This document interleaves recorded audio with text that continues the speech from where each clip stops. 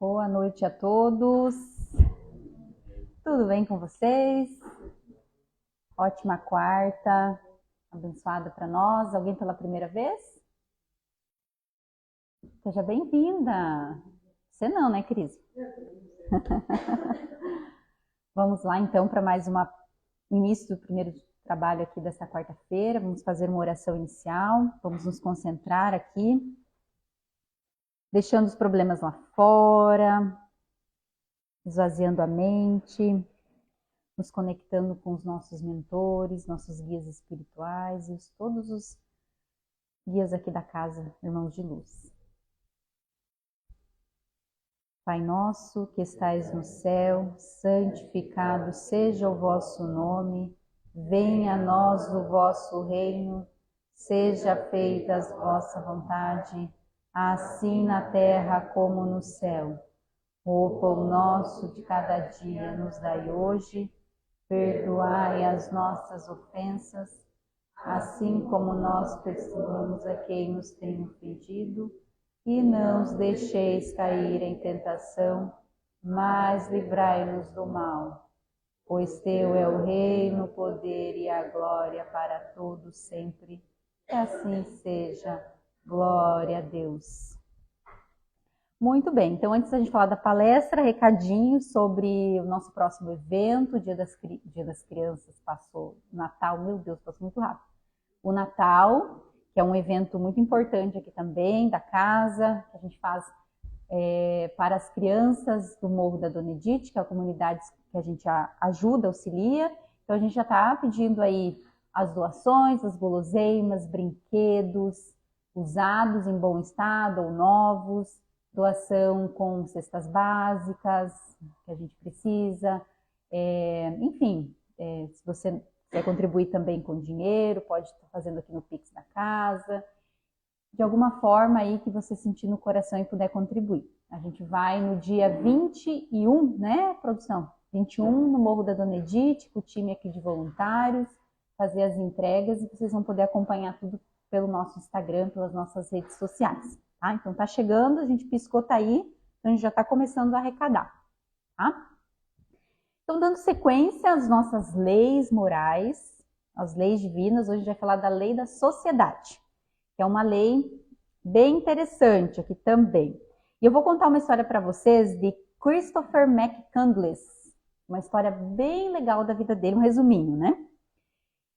Christopher, para introduzir aqui essa reflexão sobre a lei da sociedade, era filho de pais ricos, um jovem promissor de 18 anos de idade, se formou numa universidade renomada de Emory, uma universidade renomada dos Estados Unidos, como um dos melhores estudantes e atletas daquela universidade. Menino prodígio, assim, inteligência, incapacidade, tudo mais. Família boa. Porém, em vez de ele embarcar numa carreira tradicional, aceitar um bom emprego, que muitas empresas, né, poderiam contratá-lo, em vez de seguir essa prestigiosa carreira lucrativa, provavelmente também, ele escolhe doar todos os seus pertences, ele escolhe doar todo o seu dinheiro ali guardado, suas economias do pai e da mãe, para a caridade e embarca para uma viagem sozinho, com uma mochila nas costas, andando na rua ali dos Estados Unidos para o Alasca. Era o objetivo dele chegar no Alasca. Ele era contra esse sistema capitalista, não acreditava na formação da família, do casamento, desse padrão que a sociedade segue, que a gente nasce, né, aquele padrão comum que a gente vai seguindo. Empregos convencionais, trabalhar em 8 horas numa empresa. Ele não acreditava nisso. Ele era contra isso. Ele achava tudo uma grande... Ele usa, né, essa frase hipocrisia. Ele falava assim. E ele saiu nessa jornada. Chegando no destino dele, no Alasca, foram 6 dias só a hora que ele chegou na entrada da mata, porque era no pico de uma cidade do Alasca, né? Enfim, não sei muito geograficamente sobre o Alasca, mas no filme fala sobre isso, depois eu vou deixar o nome para vocês. Ele chega, encontra uma Kombi ali abandonada, ali ele fica naquela Kombi e ali ele começa a jornada dele. E aí ele sai para caçar, porque ele tem que se alimentar, né? Ele só trouxe uma mochilinha nas costas e ele encontra um alce, ele mata aquele alce e ele tem que processar aquela carne. E ele não dá conta, era um dia quente, a carne começa a apodrecer. Ele não tem geladeira, enfim, tal, e ele come um pedaço daquela carne que acabou ficando ali um pouco se passando do tempo e ele passa mal, tem um problema intestinal. E aí ele leva com ele um livro, que esse livro fala sobre plantas medicinais, tudo que pode tirar da natureza para se curar. E ele vê uma plantinha e vai atrás dessa planta na mata. Ele entra na mata, acha a planta, pega a planta, faz o chazinho, moe tudo ali, toma o chá, e ele começa a piorar. Febre, tremedeira, visão turva, tal, mais dores abdominais.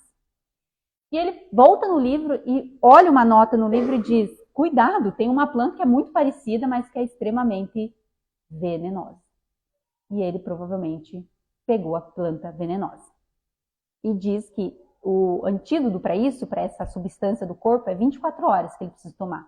E ele ali entendeu que ele ia morrer. Por quê? Só 6 dias para descer, fazer o caminho de volta para uma estrada principal para levar para uma cidade mais próxima. Ele ia morrer. Ele entendeu ali. E aí, nessa conexão com a morte, ele dentro da Kombi dele, refletindo, emagreceu horrores, ficou só pele e osso. Ele pega um diário que ele carregava desde o primeiro dia com ele e escreve algumas páginas.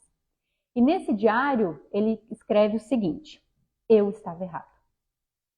A felicidade só é real quando compartilhada. Essa é a famosa frase do Chris McCandless.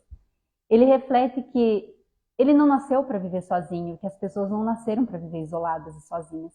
E ele sentia falta e ele honrava todas as pessoas, porque para ele chegar no Alasca, ele precisou de muitas pessoas, porque todo mundo teve que ajudar com moradia, com um pouquinho de dinheiro, com trabalho, com uma água, com alimento, com transporte, ele pegou caronas.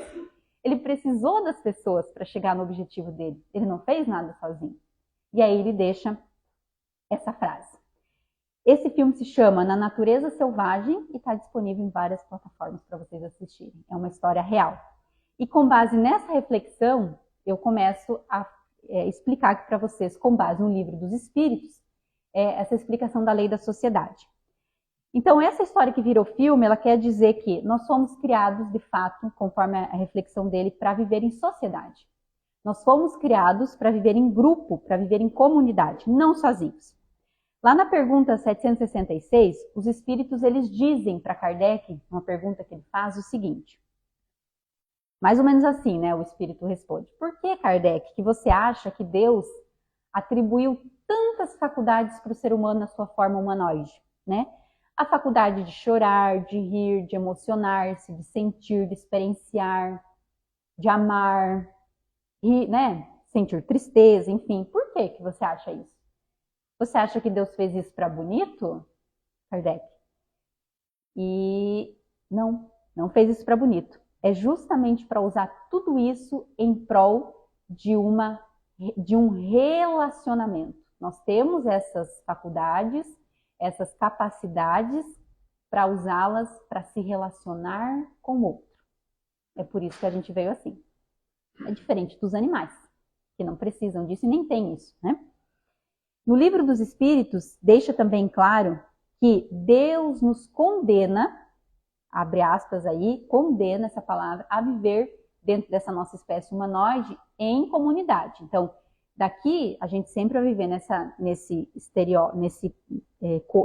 nessa forma, e a gente vai, conforme a gente vai ascendendo, vai crescendo, vai evoluindo moralmente, subindo para outros mundos, vivendo em outros mundos, a gente sempre vai viver em sociedade, em grupos. O que vai mudar são as necessidades, que aqui é uma, lá em outros mundos são outras necessidades de relacionamento. Mas sempre nós, como espíritos evoluídos, vamos estar ligados a pessoas, à humanidade, a ajudar, a servir, a cooperar, a se relacionar. Né? Mas isso é em outros graus. Hoje é um tipo de relacionamento que a gente tem, né? Então, é uma necessidade natural, os espíritos nos dizem, para incentivar a lei do progresso. Sem nós vivermos em sociedade, não existe lei do progresso. E vocês já perceberam que todas as leis que nós falamos aqui nas quartas, todas estão interligadas? Uma depende da outra? Né? Então, a lei da sociedade implica na lei do progresso. que através da união que a gente tem, a gente avança no mundo, né? Faz o mundo avançar, tá? E quando a gente se afasta dessa lei natural, como o caso do Chris, a gente sofre.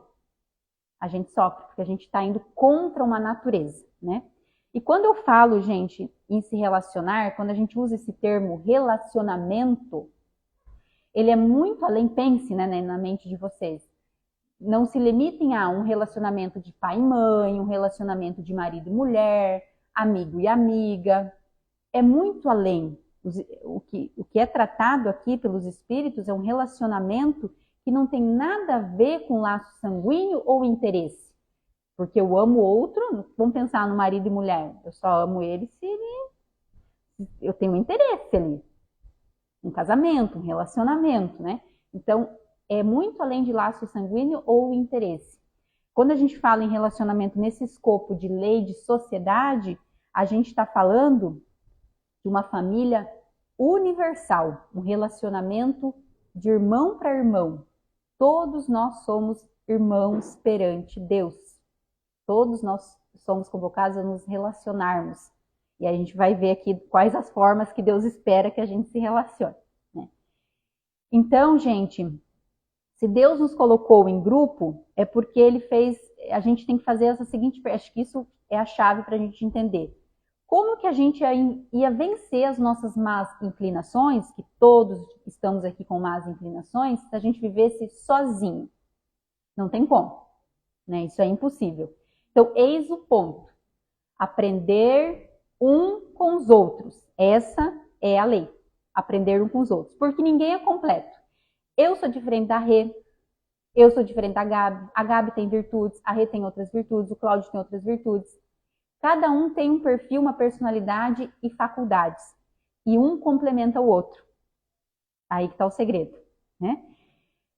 A gente se troca os conhecimentos que a gente traz de outras vidas, dessa vida, enfim. Por exemplo, para ficar mais claro, como que eu vou desenvolver uma virtude de compaixão se eu não me deparo dentro de uma sociedade com pessoas que sofrem? Eu preciso me deparar com outras pessoas sofredoras para que eu aprenda a ter compaixão. Como que eu vou conquistar a virtude da paciência se eu não interajo com outras pessoas que testam a minha paciência? Como que eu vou desenvolver essa competência sem colocá-la à prova? Essa competência é muito organizacional, né? Essa virtude, Rê. Isso mesmo, isso mesmo. A Rê é da área aí, sabe o que eu tô falando. Então, gente, pensem naquilo que você precisa melhorar nessa vida e pensem, mas como que eu vou fazer isso se eu não estiver em grupo, não estiver no meio da loucura ali do dia a dia com as pessoas? Não tem como, né? Então, Deus usou isso de forma proposital, né? E aí, gente, viver em sociedade é um grande desafio. Não é fácil. Por isso que lá no início o Espírito fala para Kardec, Deus vos condena a viver em sociedade. Ele responde, né? Amar aqueles que pensam diferente de nós. Porque a gente sempre fala aqui, amar aquele que tem as mesmas opiniões que você é super fácil. Vai amar aquele que diverge das tuas opiniões, aquele que destoa, que afronta as tuas ideias, que te tira do eixo. É fácil ser amar esse? Não é. Aí que está o segredo. Aí que está o desafio. Aí que está o mérito, né? E nós temos certa tendência, isso é comprovado, tem estudos, enfim, que o ser humano, ele tende a... E a gente vê isso no relacionamento amoroso, por exemplo, né? A gente tende a se aproximar das pessoas parecidas da gente. E tende a mesma opinião, que tem mais ou menos os mesmos gostos. A gente tende a se aproximar dessas pessoas e se afastar daquelas que divergem ou destoam muito. Isso é nosso, da nossa natureza. Porque quando eu estou perto de alguma coisa que eu conheço, eu entro na minha zona de conforto. Quando eu estou perto de alguma coisa que, não, mas o Cláudio é muito diferente de mim, ele pensa assim, eu tento me afastar. Isso é muito comum do ser humano, do nosso perfil, né? Pessoas que se vestem igual, você vai vendo que daí a gente vai formando as tribos, assim. É assim que vai se formando as tribos. Então, seja por religião, seja por política, direita, esquerda, seja por ideologia sexual, né? Sou homem, mulher, sou hétero, sou LGBT, enfim, vai criando tribos e se afastando. A gente tem visto muito isso, né? Guerras são formadas por essas formações de tribos, né? Que a gente é algo que parece que é mais forte que a gente, né? E aí por aí vai, essas tribos são inúmeras aqui, né? E o que Deus quer da gente, isso Kardec discute ali no livro, nesse capítulo, junto com os espíritos, Kardec meio que pergunta assim, tá, mas o que Deus espera da gente enquanto essa lei de sociedade? Qual que é a visão de Deus sobre nós vivendo numa sociedade, né? O que Deus, Jesus, nosso mestre, espera da gente, quanto regidos por essa lei, é uma coisa muito diferente disso, de viver em tribo, né, de se separar. É totalmente o contrário, é que a gente possa viver juntos uma grande família fraternal, uma grande família universal que é cuidada por um único Pai, por um único Deus. Difícil? Parece, eu falando aqui, parece que é uma coisa muito simples, a teoria parece fácil, ok, parece fácil na teoria, lendo aqui as palavras. No dia a dia a gente sabe que é muito mais difícil, né? Muito difícil, né? Mas é isso que Deus espera da gente, que a gente se enxergue como uma única família, né? Que nós somos uma única família, né? Para evoluir, a gente precisa dos outros. E aqui é importante a gente destacar que a tua evolução, ela é uma evolução de responsabilidade única. Não existe ninguém, nenhum espírito no universo, não no planeta Terra, no universo, que seja igual a você. Você é único com as suas características, com a sua personalidade, com a sua essência. Você tem a mesma centelha divina dentro de você, mas você é diferente, não tem ninguém igual a você. Então a responsabilidade da evolução é tua, única. Mas você só consegue evoluir se você estiver junto com os outros. Parece um paradoxo, né? Na verdade, isso. A responsabilidade é minha, mas eu vou ser cobrada por uma evolução individual, mas eu só consigo evoluir se eu estou num grupo, se eu estou junto com as pessoas, nos desafios, né? E aqui eu vou parafrasear um Haroldo, que ele fala, quem já assiste as palestras dele sabe que ele fala muito disso. O que iguala o ser humano hoje? O que me faz ser igual ao Cláudio? O que me faz ser igual a Gabi? É a dor. A dor nos iguala. A dor é igual para todo mundo, independente da religião. Perder um filho é a mesma dor para a mãe A e para a mãe B. A cólica renal é a mesma para mim e a mesma para a Rê. É a mesma dor. É a mesma dor. Não existe, a dor nos iguala. Dor é dor. O que nos difere é a maneira como a gente processa muitas vezes, mas ela chega na mesma proporção. Não posso dizer, nossa, eu perdi um filho, Cláudio, não, mas eu sofri mais. Foi mais impactante para mim, né? Dor é dor. Não importa o time de futebol que você torce, como diz Haroldo. Não importa se você é flamenguista ou se você é palmeirense. A dor é dor. A dor é dor. Né? Ele brinca, né? Dor é dor. E não há, gente, ninguém que esteja ileso nessa comunidade, nessa grande sociedade da dor. Todo mundo sofre. Quem fala para você assim, nossa, eu sou plenamente feliz, 100% feliz, mentira, não tem ninguém plenamente feliz. Então a gente precisa abolir essa ideia que a gente vê pelas mídias sociais de vidas perfeitas, casamentos perfeitos, amizades perfeitas, trabalho perfeito. Não existe essa romantização. Não existe vida perfeita. A gente está no mundo imperfeito. A gente é ser imperfeito. Então todo mundo, se não passou pela dor, vai passar nessa vida. A diferença é que nós estamos aqui, sentados nessa quarta-feira ouvindo a palestra, justamente para absorver conhecimentos, para se preparar para quando a dor chega e bate a nossa porta enquanto espíritas, né? Isso que vai nos diferenciar um pouquinho, né? Não nos vai dar subsídio para quando as coisas tenebrosas acontecerem. E elas vão acontecer. A gente falou da lei da destruição, todo mundo está suscetível. A dor, a perda, a morte, a enfermidade, a doença. Todo mundo, né? Então, gente, todos nós somos sofredores. Nessa caminhada, sentimos dor, angústia, sofrimento, ansiedade, depressão. Todo mundo está nesse barco com esses mesmos sofrimentos, perdas, né? E aí, subentende-se, respondendo aquela pergunta que meio que Kardec faz para os espíritos, o que Deus espera de nós? Subentende-se que Deus espera de nós justamente isso. O amor fraternal, o amor que é O que é a base da nossa doutrina? Caridade. A caridade. E não tem nada a ver com a caridade material. A gente já fala isso também, vocês já devem estar carecas aqui de ouvir a gente falar nas palestras. A caridade que não tem a ver com o material. O material é importante, né? Eu até grifei aqui. Se chega um morador de rua para você, morrendo da fome, e pede para você um pedaço de pão, você vai evangelizar ele? E dar um abraço? O que você tem que fazer? Você tem que dar o pão, você tem que dar matéria para sustentar o corpo. É importante também, obviamente, né? Mas a caridade que Deus fala aqui pra gente nesse mundo de sociedade é uma caridade de cooperação mútua, que é baseada numa única frase que Jesus sintetizou. Qual é? Amar a Deus sobre todas as coisas e amar o teu próximo como a ti mesmo. Jesus sintetizou toda a lei mosaica nessa frase, quando ele veio, nesse texto, né? E aí, dentro do Evangelho, que a gente estuda aqui na quarta, essa caridade, ela é desdobrada em várias coisas, benevolência, indulgência e o perdão. Meio que como se fosse, gente, uma receitinha, um código de conduta para você pegar isso e poder conviver nessa sociedade.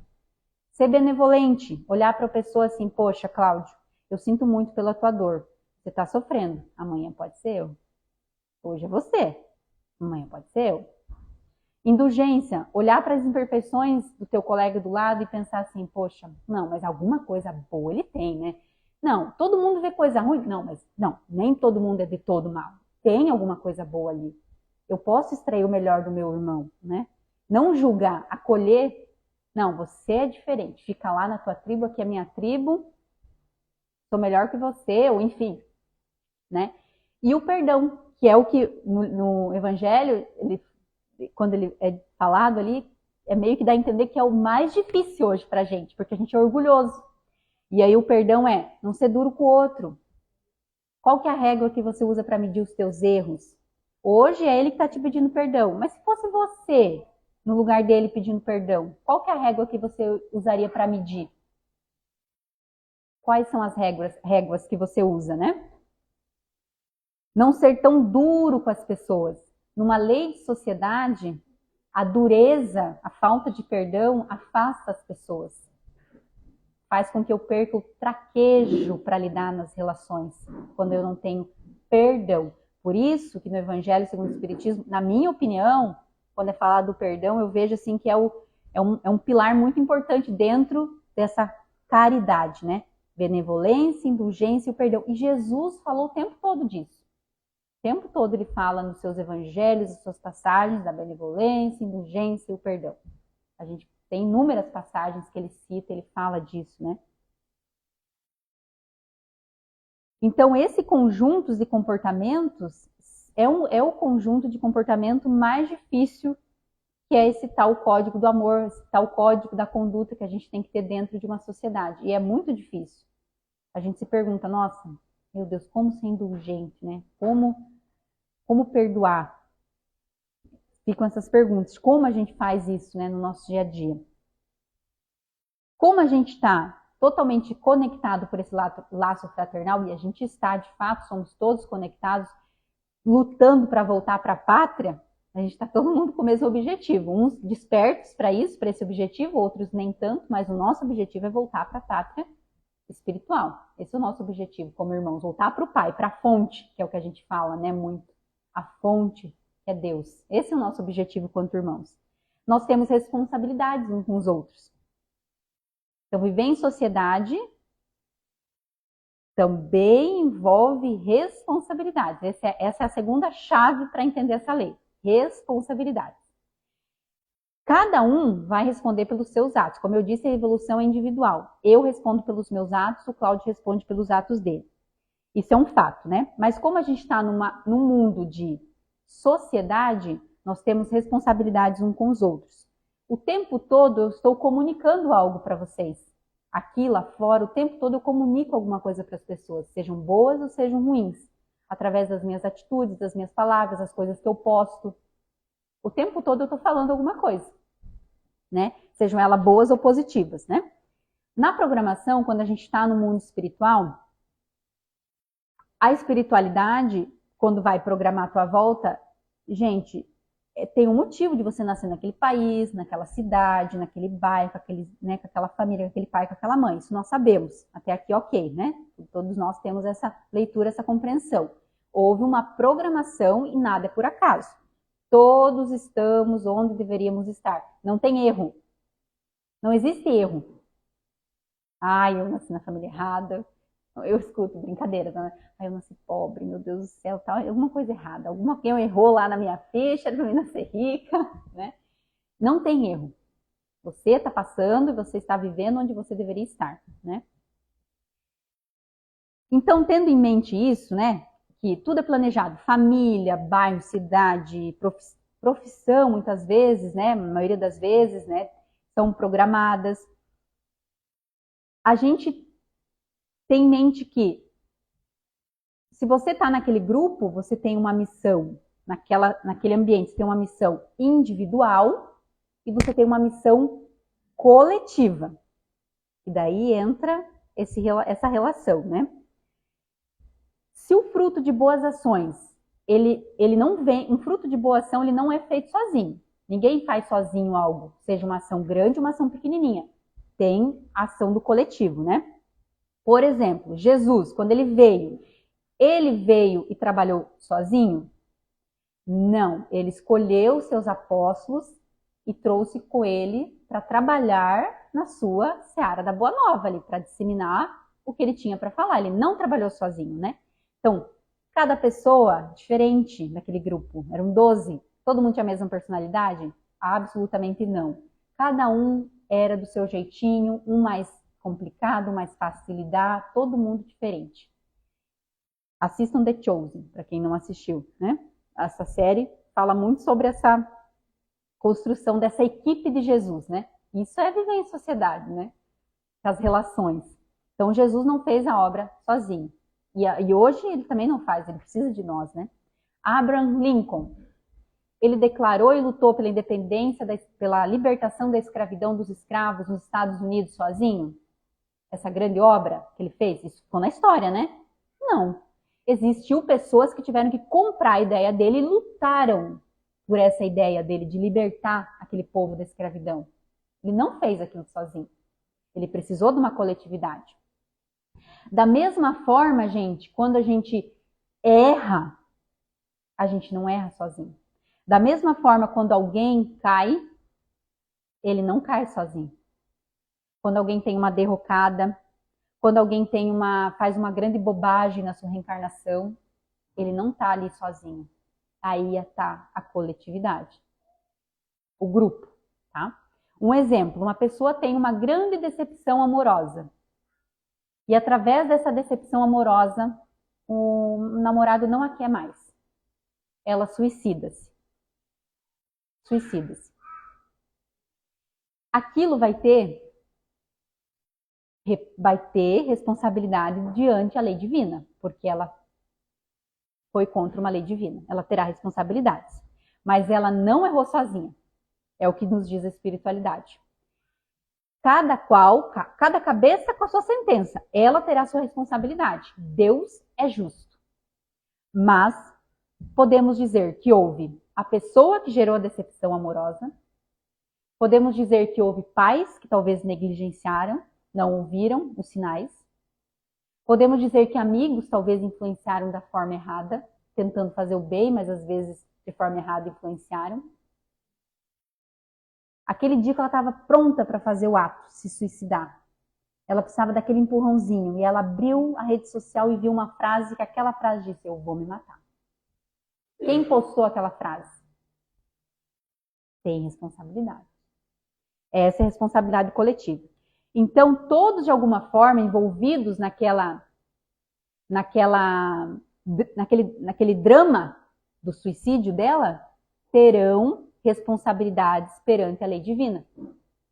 E quando essa menina, essa jovem, esse homem, enfim, for chamado para a recuperação através da reencarnação, a se reerguer através da recuperação, todos aqueles envolvidos serão chamados com ela. E terão que reparar juntos. Todos. Aí está essa coletividade que a lei da sociedade vem nos dizer também. Então, cuidado como a gente vem influenciando as vidas das pessoas, como a gente vem impactando. A gente acha que é bobo, mas a gente impacta e a gente comunica, como eu falei, né? Então, vão ser chamados a se reerguer nessa recuperação, tá? As pessoas, gente, estão sofrendo à nossa volta. Quando a gente fala de lei de sociedade, a gente fala sobre enxergar uns aos outros. É isso que Deus espera de nós quando Ele responde lá a pergunta de Kardec. Que a gente enxergue. A gente vive hoje numa sociedade que eu escuto, às vezes, as pessoas falando assim, eu tenho alergia social. Quando eu estou em casa, eu não quero nem ver meu vizinho. Eu não conheço meu vizinho, eu não quero saber quem mora ali. Eu sou a pessoa que tem fobia social. E às vezes a gente romantiza essa frase, mas não é uma frase legal. Porque está colocando as pessoas em casulos e as pessoas andando assim, sem olhar para o lado. E a gente está esquecendo desse senso, né, de irmandade que a gente tem. Né? Jesus quer que a gente enxergue essas pessoas, que a gente olhe para cada um com essa caridade e pense com aquele olhar, tipo, olha, eu sei que você é uma pessoa errante, já fez muita coisa errada, mas eu tô aqui se você precisar, enfim, olha, vamos te ajudar, estamos juntos nesse barco, somos espíritos errantes. É esse olhar que Jesus nos convida a fazer, né? A olhar as pessoas dessa maneira. E aí a gente quer muitas vezes, né, gente, fazer muita caridade lá fora, para a porta de fora da casa, mas dentro de casa eu sou uma pessoa que não falo com o pai, não falo com a mãe, o pai me magoou quando era criança, eu tenho um trauma do meu pai, não ligo pro meu pai. Eu não falo com meu marido, quando ele chega em casa eu me enfio no celular, eu não tenho tempo para dialogar com os meus filhos, para saber como é que eles estão, eu vejo um vizinho passando ali com uma roupinha, um dia de frio, com uma criança com uma roupinha, dá para ver que vai estar passando frio indo para a escola, mas eu não tomo atitude. Eu quero fazer muitas caridades, mas eu não sei nem quem mora na minha porta da frente. Talvez a pessoa está precisando de uma ajuda, de alguma necessidade. Às vezes no meu bairro tem uma família de outro. Como tem famílias de outros países ou de pessoas que vêm de regiões. Eu vou dar um exemplo. Como as pessoas que vêm de cima, né, do Nordeste, Norte, chegam aqui, nosso clima é frio. Essas pessoas não trazem blusa, não trazem cobertas, chegam aqui, passam frio no nosso estado, na nossa região. E às vezes a gente quer fazer lá do lado na tua esquina tem uma pessoa assim, passando essa necessidade. É esse o convite que Jesus faz pra gente. Tenta olhar para os lados, sair disso aqui e olhar para os lados. Porque existem muitas oportunidades para a gente fazer o bem, a caridade está do nosso lado, né? Dentro da nossa casa, né? Gente, eu poderia dar muitos exemplos aqui, mas acabou meu tempo. Tá acabando, mais 5 minutinhos. Que vocês possam refletir sobre isso, né? A segunda etapa dessa lei da sociedade, para fechar aqui, é sobre o insulamento, meditação e o voto de silêncio. Porque meio que Kardec, para fechar o capítulo, ele faz essa pergunta, né? Tá, se a gente só pode evoluir dentro de um grupo, vivendo em comunidade, em sociedade, como que essas pessoas que decidem viver no insulamento, se afastar da sociedade, viver sozinho, né? E aí o Livro dos Espíritos responde que, né, não há progresso nesse ato de se insular, de viver sozinho, de se correr da sociedade, né? Sem viver em sociedade não há esse progresso.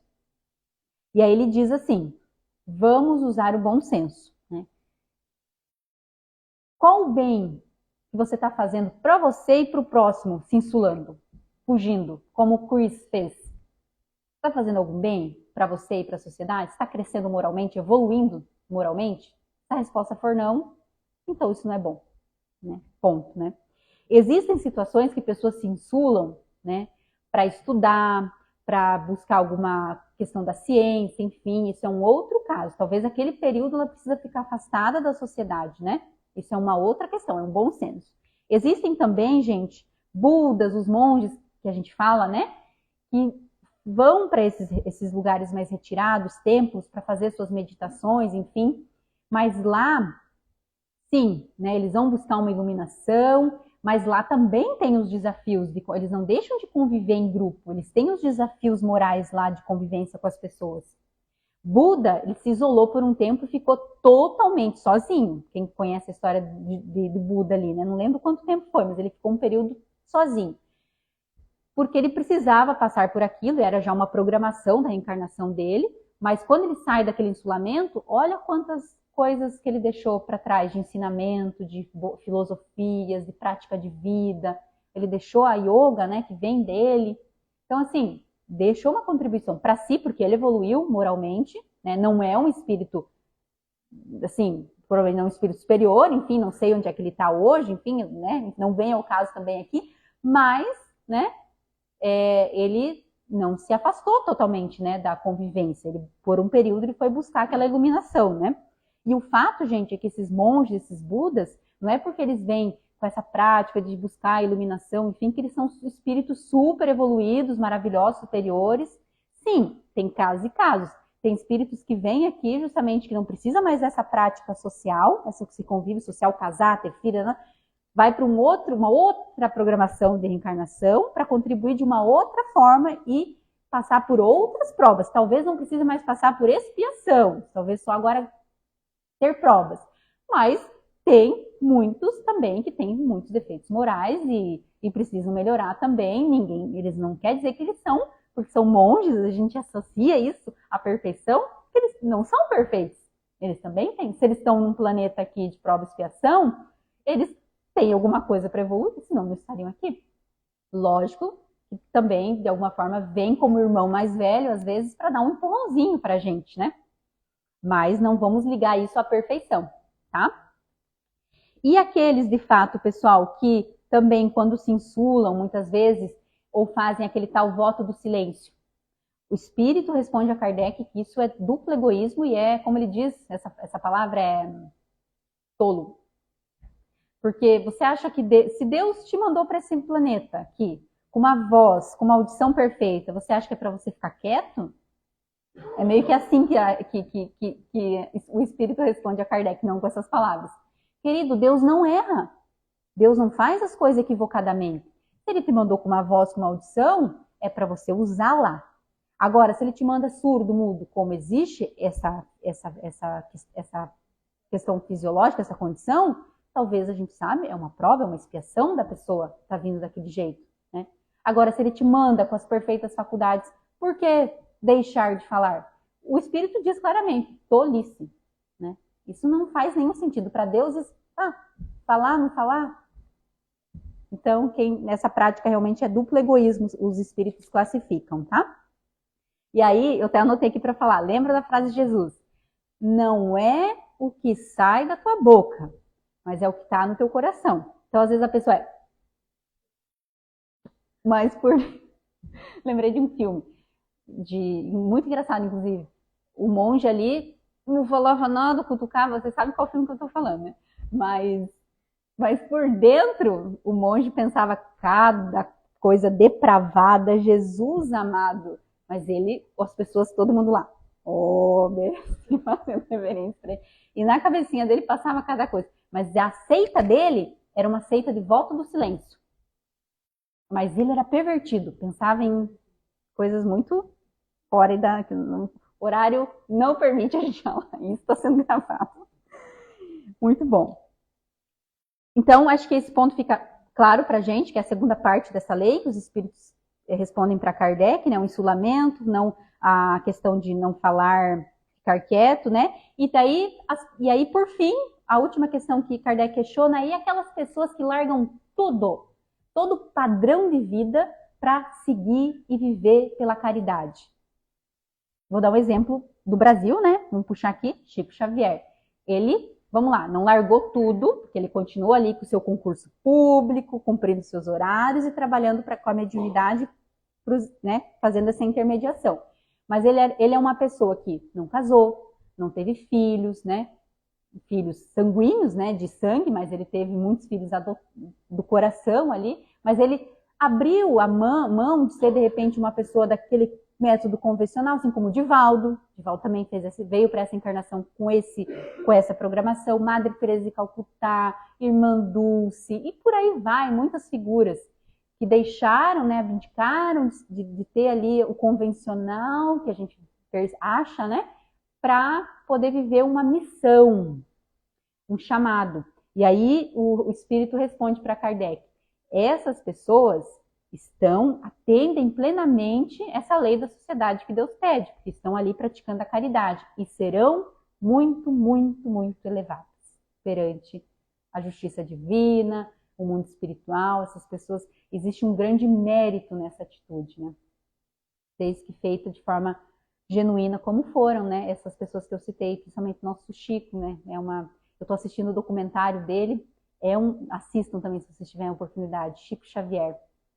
É um documentário incrível sobre a vida de doação que ele teve, tudo que ele largou, deixou, aquela dedicação. Gente, e ele só parou de trabalhar porque a doença dele, a diabetes ali, fez com que ele se aposentasse acho que um pouco antes, né? Porque ele tinha muitos problemas de saúde e tudo, ele conseguiu a aposentadoria. Mas ele, como o Divaldo também se aposentou na Previdência, acho que trabalhava e conciliava aquele trabalho com a mediunidade e a caridade, aí, essa intermediação. E é isso, gente, que eu tinha para vocês hoje. Passei 5 minutinhos.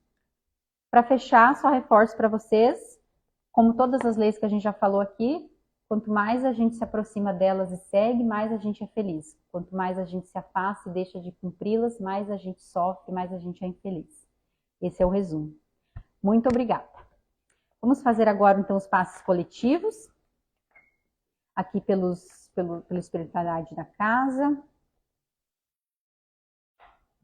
levando os nossos pensamentos, agradecendo pela palestra de hoje, que a gente possa internalizar as palavras aqui, colocá-las em prática. Todos que estão em casa também possam elevar os pensamentos e receber esse passe coletivo pela espiritualidade. Ó Senhor amado, Criador de todos os mundos, do céu, da terra e do mar, abençoai o lar, casa, irmãos de luz.